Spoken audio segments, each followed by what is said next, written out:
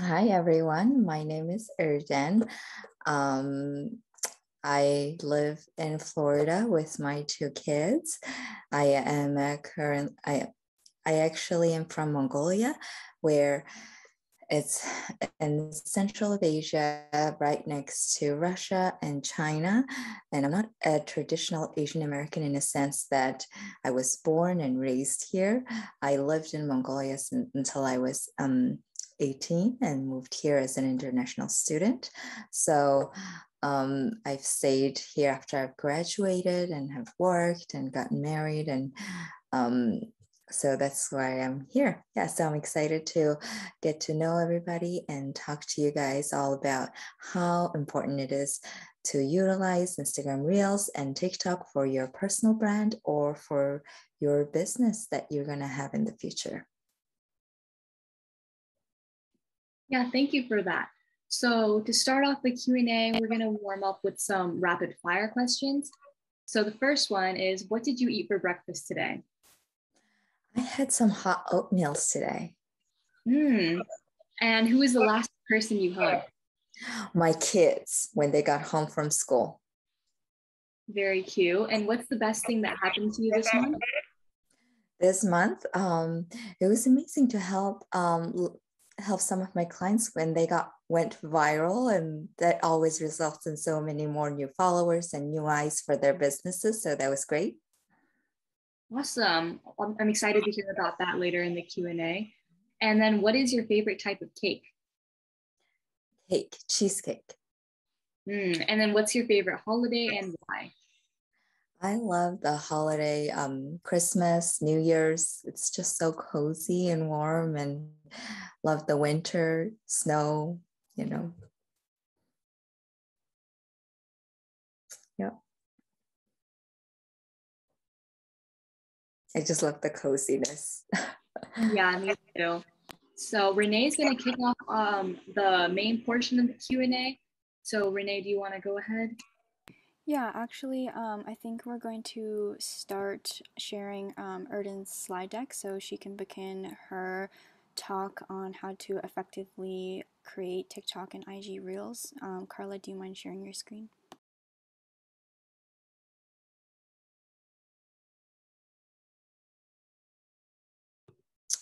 Okay, so should I go ahead and start speaking? Yep. Okay, cool. So why is it important to utilize IG Reels and TikTok? You can the reason why is because people want to see short form videos over regular static images, because they can get more of an understanding of somebody's brand or a product or a service that they're trying to provide, so that they can maybe as a consumer make a better decision, better choice. And even if they weren't going to go ahead and purchase a product right after seeing one video, it's just always better to continue to build trust. Videos bring so much more trust to people who haven't seen their stuff, product or service before. So it's always good to utilize the short form videos. And the way that you can easily create those videos right now is through the IG Reels and TikTok.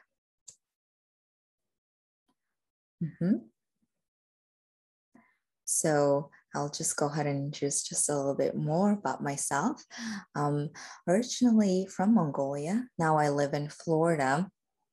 I came to America with just $50 in my pocket. So, but basically what happened is that in 2006, when I was 18 years old, I came to America in North Dakota, of all places, and I had a 60% excuse me, scholarship there. And being from Mongolia, I always wanted to go to another country, challenge myself, learn new things, and I thought that America would be it. So when I found the opportunity to go to North Dakota, at first I didn't actually know what North Dakota would be like, and I realized once I was there. But I moved from North Dakota after 2 semesters to DC, but during the time that I was in school, I worked really hard at multiple jobs.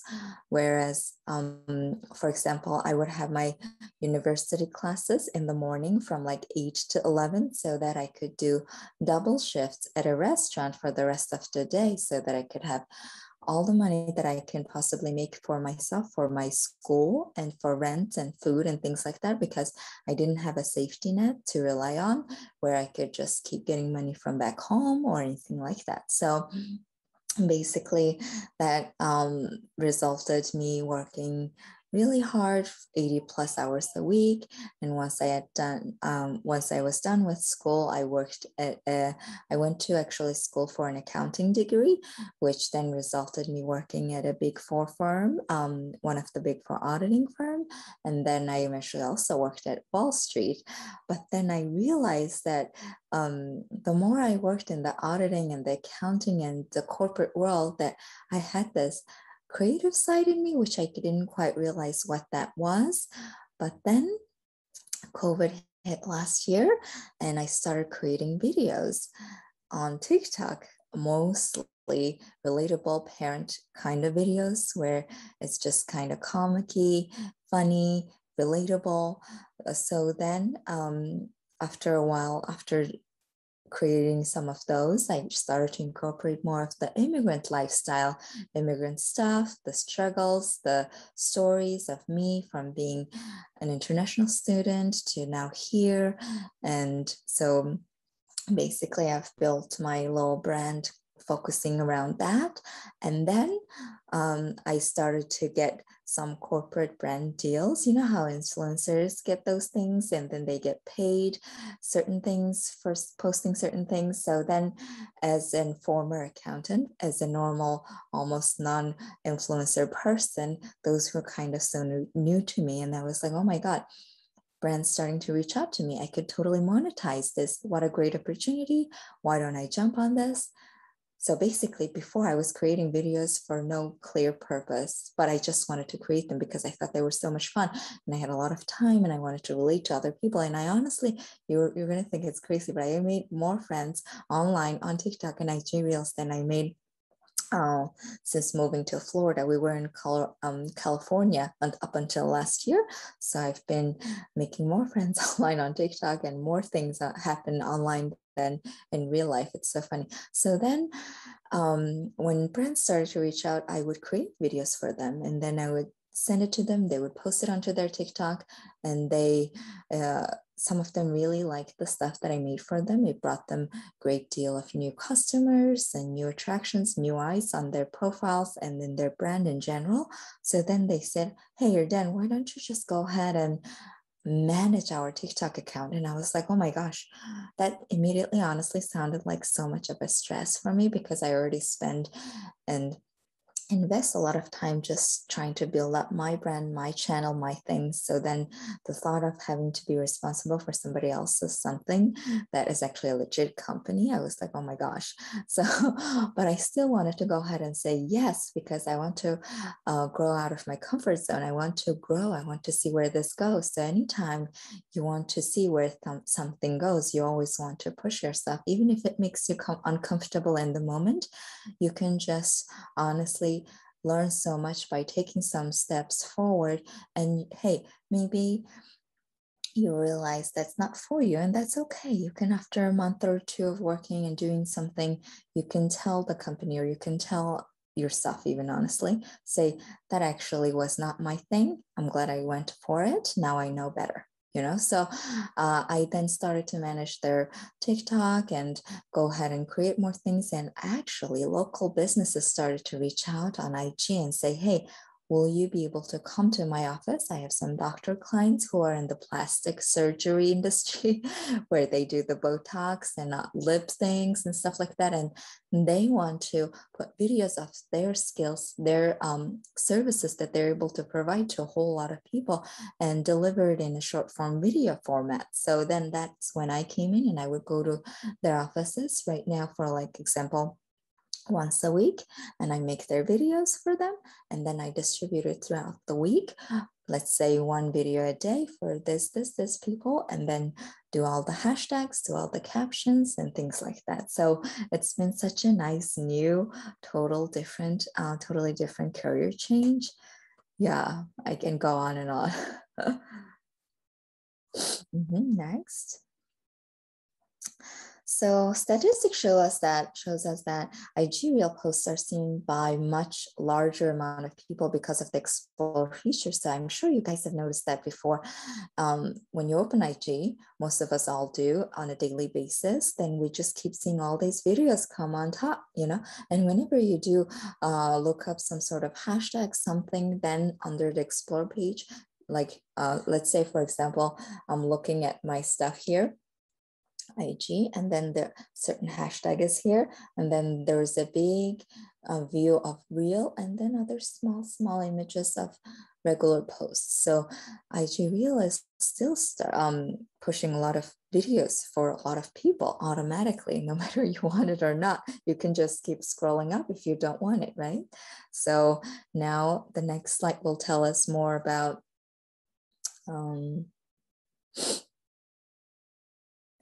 so consumer expectations are constantly evolving, and the 1 billion monthly active users on Instagram have already embraced Reels. Like I was saying, you're constantly being pushed all these Reels. So you're constantly having to adapt to the automatic algorithm, the Instagram change or whatever that may be.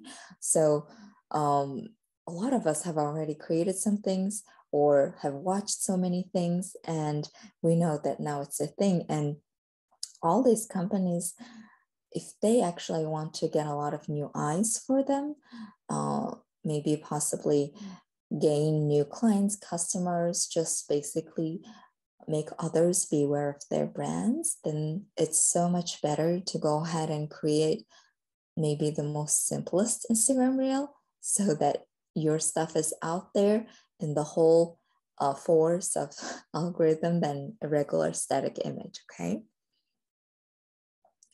And there comes TikTok.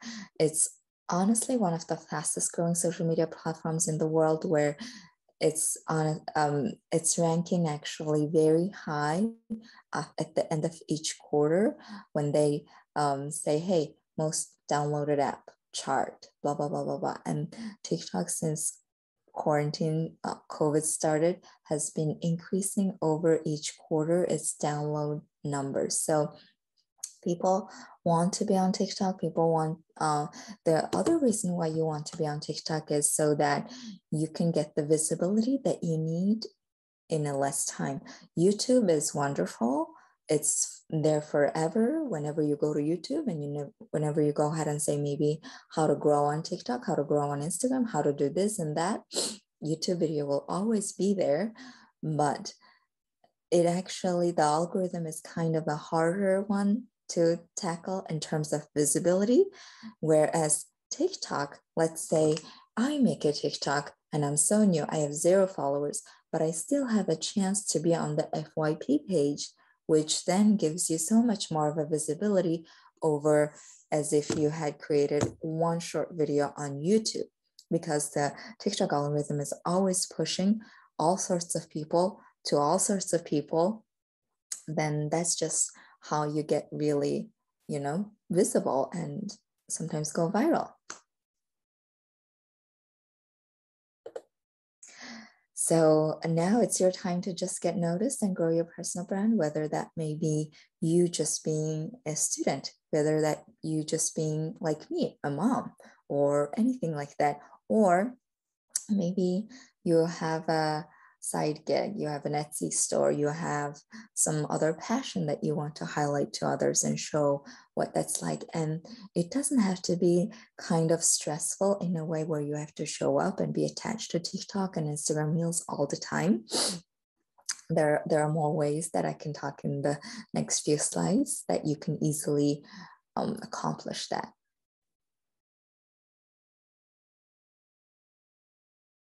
So creating a short form video doesn't have to be hard at all.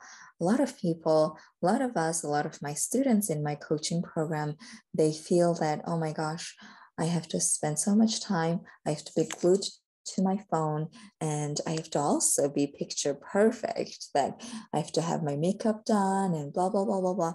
No, none of those things.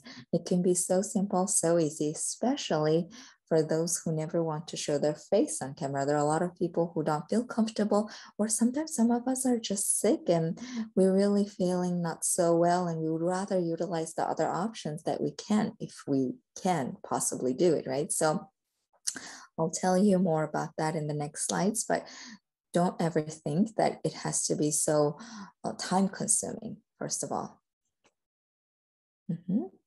So one thing that you can easily prevent in terms of creating a video, like, cut down your time, is planning ahead as much as possible. So let's say I'm in the beauty industry. I like doing makeup or hair, and I want to do a video about that.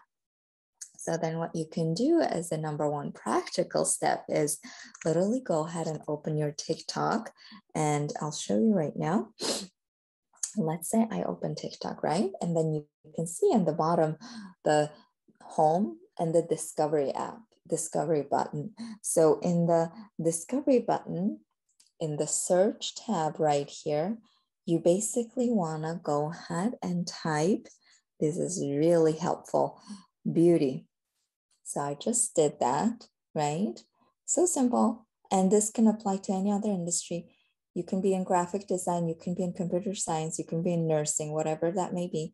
You just want to go ahead and type whatever that is that you want to create. And this cuts down so much time, because a lot of us are going through the app, right?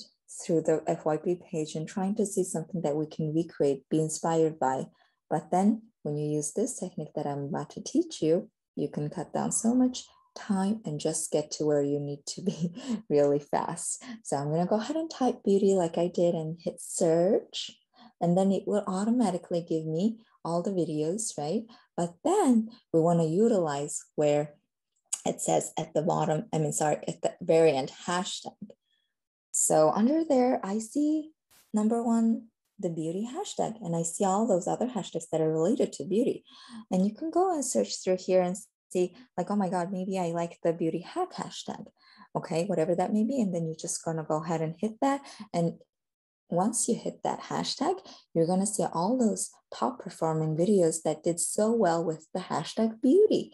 And this will help you determine, if you just go ahead and watch maybe 3, 4, 5, then you'll start to see what seemed to be doing well with the certain hashtag. Then you can really start to plan your stuff, meaning, okay, so number one, you're not going to go ahead and scroll forever on FYP. You know what's going to work, what's been successful, what's done well in the beauty thing with the certain hashtag, with the certain graphic design hashtag. And then now, once you've watched maybe 5 to 7 videos, then you start to see, like, did those people like just do the actual makeup stuff, or did those people do voiceover, or did those people do the lip sync? What did they do? And you'll start to see a certain like theme, or a certain just an idea of what seemed to have been doing well. So how you can immediately almost give yourself a nice kickstart, nice time-saving moment,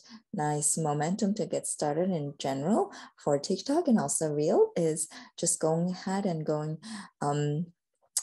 with a certain hashtag like this, and then just start to plan, okay? And then the next slide, we can talk about experimenting. So we never want to be afraid of experimenting. You know why? Because all those successful people, they experimented. They're successful because they experimented. They're successful because they never gave up. Okay, so they're not called successful because they failed, or even if they failed, they just still never gave up. So we never want to be afraid of experimenting. Let's say you're feeling a little uncomfortable being in front of camera, but you want to show your personality. You want to show and talk about how passionate you are about something. Then you can utilize the option to do the voiceover. You can maybe, sometimes, to be honest, in the very beginning, it's kind of hard to honestly start talking to the camera right away. We need practice. But then we never want to try to perfect. We want to be as good as we can be. We want to aim for progress, not perfection. And we just want to experiment with voiceover. We want, let's say again, going back to where I don't want to show my face, right? Then you can honestly go ahead and start by filming the actual objects that are much necessary tools or things in your niche that you use on the daily basis in the makeup beauty niche. Then those are some makeup brushes, some eyeshadow, some creams, some skincare things that are just like such a must for you. Then you literally will regular, not inside TikTok, regular camera roll like this, right? You would just go ahead and hit video, and then you would just face your phone to the actual thing that you're about to film, and then just experiment, film literally a few seconds of each cream, each brush, or each something. And then you just want to go ahead and bring it all to TikTok and then see how that does. Unless we try something, we never know how it's going to work out. And that's the great thing. You have all sorts of options, and there's no need to ever worry if I'm going to do a good job. Because honestly, everybody who has hundreds and millions of followers in the beginning, they didn't really care to be ashamed or be fearful or like any of those things. I'm sure they had imposter syndrome. I'm sure they had everybody else. Even the most successful person always had, oh my God, what are they going to think of me? What if I do this? I wonder how I will be looked, But then there comes a time where we need to grow out of that zone and then just step into the next zone where we can really just see. And also, most importantly, we're doing this so that we can serve others, where we can help others, we can inspire others. And the more you do it, the better you'll become, honestly. And that's so true with everything, right? The more we learn, the more we try to learn a new language, the better we're going to get. The more we practice speaking in that new language, the better we're going to get. And the more videos that you make, both on TikTok and Reels, you're just going to get so much better. You will, in the very beginning, I remember last year when I started making videos, I remember making one video and I was like, oh my gosh, spending an hour, 2 hours. And I was like, oh my gosh, this is so long. This is forever. It's like, oh my God. And then now if I try to make the same video, it's probably going to take me 10 minutes, So yeah, and I just, the time that I am able to spend, meaning 10 minutes now, I just basically go ahead and teach all of my students that are in my program exactly that skill, because I've already been in their shoes. I've just, started to become this creator coach. So I really know what the struggles are, especially for busy moms, especially for busy entrepreneurs who have such little time to be spending on things like this. Then once they are able to work with me, then I just save so much time for them. And there's an audience for everything. A lot of people say, oh my gosh, like let's say I have a client who does doors in houses, and if somebody wants a brand new door, then he can do it. If somebody has damaged door that needs repairing, then he can do it. So then he's worried that his door thing is not going to reach anybody. No, there's honestly audience for everything. Have you guys seen some of those TikToks that where somebody just honestly cleans something and then people are amazed by all the before and after, or like some lady cleaning toilets, right? And then millions of views. Honestly, toilets got audience, so then you can too, for sure. Okay. And then so honestly, I would just say get in touch with me from our today's little session. You can just say, hey, I came from today's Aspire Girls session and I would like to have some help with this because I would love to make videos in this niche and I just don't know where to start. You can honestly go ahead and reach out to me. I would love to be able to help. And this is honestly my passion. I just love helping people cut down their time and see their path in a clear way when it comes to video creation, short form video creation. Yeah, thank you, Erden, so much for such insightful information and advice on how to create successful IG and TikTok reels. Some of the tips that you gave us, I never knew about. So that's really cool that you've got such great insight into this area. So now we're going to move on to the main portion of the Q&A. We've picked out a couple of questions. So I'll start. The first question is, how do you think your career has shaped your identity?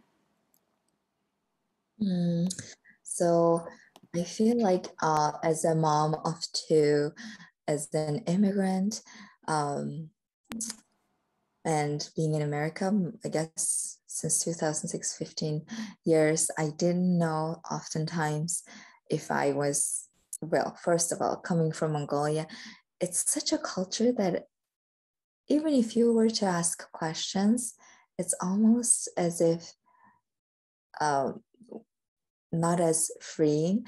Okay, let me say this then. I think it's much better if I say it like this. Being a Mongolian growing up in Mongolia is so different than being in America. And it's shifted my identity almost like as if I was now born here and raised here. And a lot of people go ahead and assume that I was always in America because they say you never have an accent. I can't tell. And I'm like, I don't know why, but I just talk like this. But thank you, I guess. But yeah, it's shifted my identity in a way that I can feel so comfortable in America. I can feel so comfortable saying whoever I am, whatever I want to say. Let's say, like today, if you go to my TikTok, you can see that I posted a video of a house, my house being kind of messy, and that's okay. And it's nice to honestly accept and be true to yourself and like kind of just show honestly a well-lived house with some sort of mess with little kids and being okay with showing that and kind of normalizing honest motherhood is okay. So it's honestly have given me so much freedom and nice outlet to be creative, but also like I hate to sound like this, but also like monetize because a lot of friends want to have people where they can reach people in a relatable way. Nobody really these days want to watch like some sort of commercial on Bravo TV, blah blah blah. And as soon as the laundry machine or like whatever traditional style commercial comes on, we're like, oh, again, right? But then when we're scrolling through TikTok and some sort of relatable some video watch is coming on and then we're watching it and at the very end we realize this was a commercial this whole time. We're like, oh my gosh, right? So it's a great place to be. It's great to be able to utilize that way. Yeah, thank you. I love your confidence and how you can feel comfortable in your own skin, not only like in your, family, but also as your, Asian American identity, which is awesome. Um, and kind of going off of that, do you think your role as a business coach slash entrepreneur has better amplified your voice as an Asian American? Yes, I think so. A lot of people think that Asians are very obedient and like will stay quiet or um, very just in general say the normal things. So when others like me, whereas most creators are either Caucasians or of other cultures, then it's very nice and refreshing for them to see a mom who's not afraid of talking about being Asian American, stopping Asian hate, or also bringing that into a storytelling format where how I felt when I used to work in restaurant when I was an international student. When back a couple of months ago, when that movement was so strong, I made some videos about that. And a lot of people are thinking like, oh my gosh, I didn't know something like that. So for example, one of the story was that when I was working a restaurant and I was probably like second, third year in college, and then they would always assume that I was Chinese. They would always call me China doll. And they thought that was funny, right? And nobody all like unless I tell somebody I used to be called China doll all the time and they would do this and that to me, they never knew that. So when that movement comes and then all of us are opening our voices and I felt like I had to share my part, and say stuff like that and share pictures in a storytelling way. It's just so powerful. It's really nice. Yeah.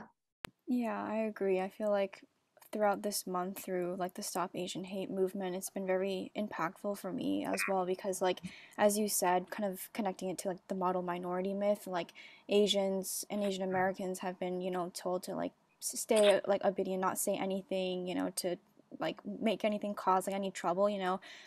So I really like how you're using your platform to share this story and kind of have awareness as well. The next question is, was there a specific moment or train of events that led you to realize you weren't the same ethnicity or in the same social class as your peers? Sorry, say that again. It was a little glitch. Yeah, I can say that again. Was there a specific moment or train of events that led you to realize you weren't the same ethnicity or in the same social class as your peers?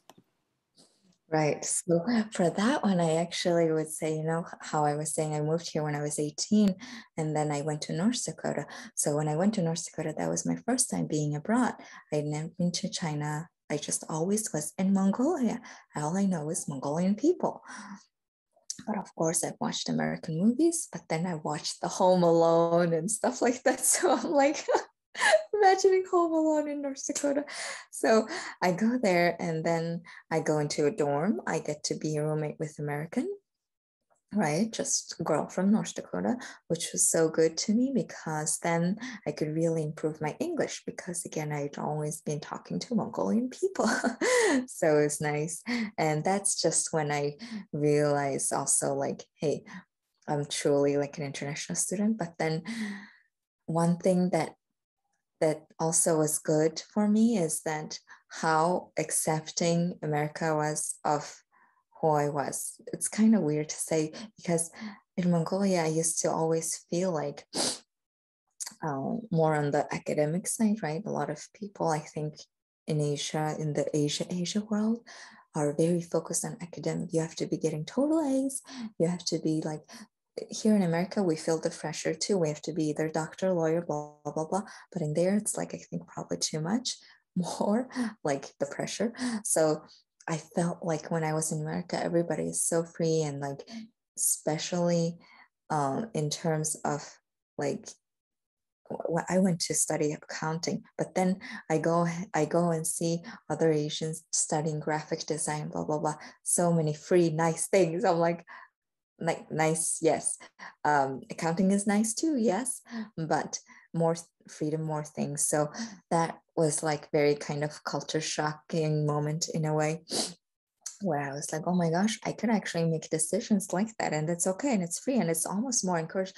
A lot more parents in America are saying, I would rather have my kid go to school for something that they are truly passionate about. Whereas in Asia, like my parents couldn't really say that, even maybe they wanted to, but then they wanted the safety net for me where I can just graduate school and get a job, which I was able to, but then look at me now. And that's a great point to make, because no matter what you think you're going to school now, it can always become something else that you're more aligned to do for the rest of your life. You never want to be too stressed or like worried about like, oh my gosh, I'm going to study journalism. What am I gonna like? Am I gonna be writing articles for the rest of my life? Maybe no. You'll use the skills to have your own PR firm in the future. Maybe you'll have a great social media something using the writing skills that you'll gather and get better at. So it's the opportunities are really endless. Yeah. And our last question before Rachel takes it away is, what have you learned in your career so far? And are there any important life lessons that you think are valuable to share with the audience? Okay, so in my career as an accountant, while working for the big firms and things like that, I really learned how to time manage, let's say I have a whole list of tasks to do, and then I learned to actually get the easier ones done first. So even that could be applied to my video creation, editing, and all sorts of things in my current thing. Whereas I could have a list.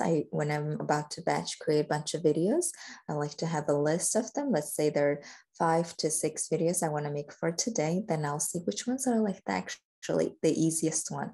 Then I can just get those done. Then I feel better when it's like 2, 3 hours later. I'm like, okay, I've gotten maybe 3 out of 5 done. So now I feel better, and I could just do the fourth and the fifth one for the remaining time.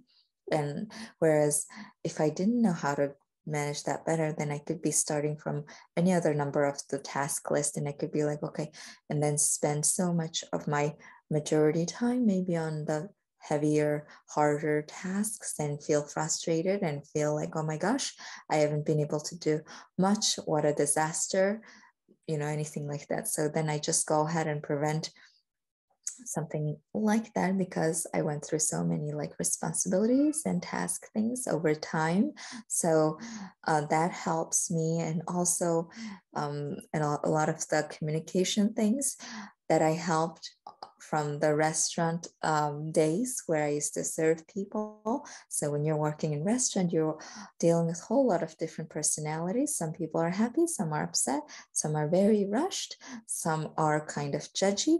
They would, like, honestly, again, judge the ethnicity, right? So one funny story is that I used to work at this Indian restaurant. So then some other customer walked in, and I'm working in a restaurant and I look Asian, right? Totally, like possibly in their world Chinese. So they saw me and they were like, oh, I thought I walked into an Indian restaurant. I'm like, yes, you did. This is Indian, this restaurant. And you're like, and he couldn't say it, but I could tell in his eyes that he was almost in his mind saying, but you look Chinese. How could that be Indian restaurant? So things like that, I know how to better react. I'm like be able to handle better. Not gonna go crazy, obviously, over that, but it's just a very nice, good social skill. So then I can bring that now to my video creation or to my client relationship, where I go to a plastic surgeon office or I go to somebody else's something, then I just better know how to communicate and handle different situations. Mm-hmm. Yeah, thank you. So now I'll finish off with a couple more questions, and then we'll go right into the opening the Q&A for the audience members. So first question is, what advice would you give the audience or anybody who's aspiring to go into the field of social media? Cool. So I would say, honestly, just go ahead and get started. We always say, oh my gosh, I gotta have the perfect profile picture, or I gotta know what to post. I want to post about this, but I don't know if it's good enough. I don't know, like, a lot of people do that. And even if you've gotten good, or like, let's say people with millions of followers, they still question that. Should I post this? Am I going to piss somebody off? What should I do next? Or what are they expecting of me now? Like, I want to keep the momentum going and things like that. So in that case, I always say, just go ahead and get started. You're not gonna, it's important to be able to go ahead and hit that post and release all anxiety, because you're going to do so much better in the future by just taking one step forward. There's no one fix. Somebody with so many successful stories, so many brand deals, so many something, they never got there overnight. So we're gonna just continue to make progress and never be ashamed or super judgy on ourselves. Just go ahead and do it. Yeah, that's great advice. I feel like a lot of people are just like, I'll never be famous or anything, so they don't try. But yeah, I definitely think it's good to encourage people too. And then how has the pandemic affected your role as an Asian American? I think in the beginning it was kind of crazy, because in March my husband let go of his job, and at the time I hadn't started creating any videos. I didn't know the TikTok world, honestly, in March, and I was just like, we were totally unemployed. We couldn't pay the rent and stuff like that in California. So then husband started to look for a job. he got one here now where we are in Florida. So then we literally moved from California to here in an RV bus with our 2 kids and my 80-year-old dad and our 14-year-old dog. So that had to happen in an RV bus because the airlines at the time were not allowing any pets to fly at all. So we just had to be all on ground. And the biggest thing that we can all be on is an RV. And we drove 9 days from LA to Florida. It was crazy. So once we got here, obviously I didn't know anybody. That's when I started to create the videos and try to relate to others and just have some sort of a creative outlet.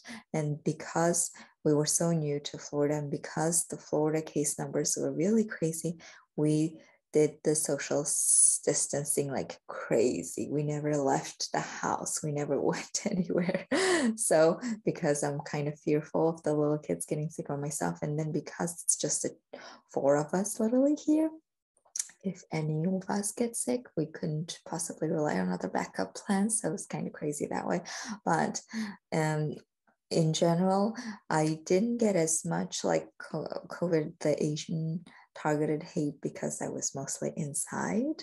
So, but I could see and feel the others, and it's just other stories that I heard from other Mongolian friends where they were walking out of Walgreens and somebody called and said it's like in April in the heights of all this, and other people, other Americans would say, because of you, we have this, we have to go through this, blah, blah, blah. So that really hurt me. It's like imagining myself in their shoes, like what would have happened? What would I have said? Oh my gosh, I just really don't know, you know?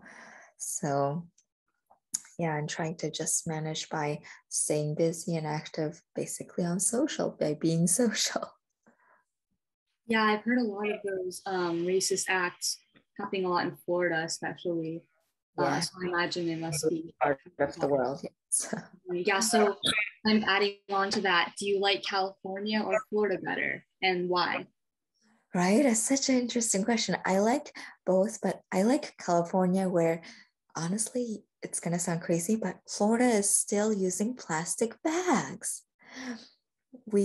I was so surprised. Okay, so in California, we're always carrying reusable bags when we go grocery shopping. We're like blah blah blah, but then here everybody's just bagging those plastic bags. Let's say I get a couple of things, and then the people are putting so many of them into like unnecessary plastic bags. I'm like, oh. At first, I didn't know, so I keep bringing my plastic reusable bags now, and I like Florida because things are a little more affordable here. Let's say, for example, daycare. I used to pay honestly 850 or something like that in California for a part-time thing. But then here, literally the same, probably more hours I can put them. It's like 500. I'm like, what? So it's kind of affordable in that sense, but grocery and stuff like that is very similar costly. Some things just much cheaper here, so that I obviously like. And now that I'm working mostly remotely, it's honestly not making much difference in terms of like the locations. Also in Florida, if you guys didn't know, there is no state tax to pay for the incomes that you earn, only federal. Isn't that funny? Yeah, I definitely think like the affordability is a big thing about Florida. Mm-hmm. But I mean, I think it kind of cancels out with like the low pay and like, I don't know. Yeah, because like I feel like everywhere, every state is kind of canceled out. Like California is high paying, but everything's so expensive. Yes, I like California because the food options, the diversity, the things like that are very culturally more out there. Whereas here, you try to go ahead and find authentic food, it's going to kind of be hard.